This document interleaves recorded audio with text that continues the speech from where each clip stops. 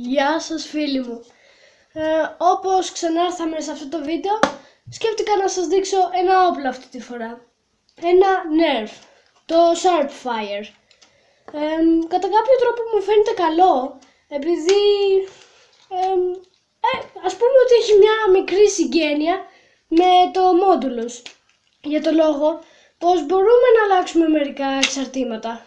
Για παράδειγμα, αυτό βγαίνει και σε αυτό επίσης μπορούμε να βάλουμε κάτι σφαίρες από τις 10 που έχει το όπλο. Μπορούμε να βάλουμε 6 εδώ σε αυτές τις θικούλες και αν βγάλουμε αυτό, τώρα έγινε κάτι σαν πιστόλι.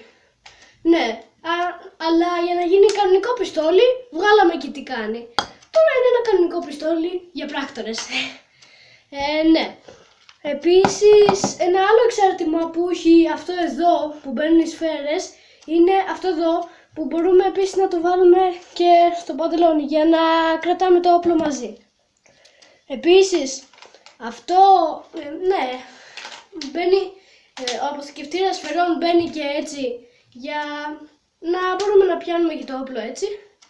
Και η κάνη μπορεί για άλλη αποθήκευση να μπει ακόμα και κάτω στον αποθηκευτήρα. Ναι, και αν δεν θέλουμε μπορούμε να τη βάλουμε και στο όπλο έτσι για να είναι κάτι σαν SMG, εντάξει. Ναι, επίσης μπορούμε να βάλουμε το όπλο τώρα έτσι στο παντελόνι. Ναι, και ναι, για να οπλίσουμε ανοίγουμε πρώτα εδώ και μετά βάζουμε μια σφαίρα και μετά με δύναμη το κάνουμε έτσι για να το έχουμε έτοιμο. Και τώρα προβολάμε.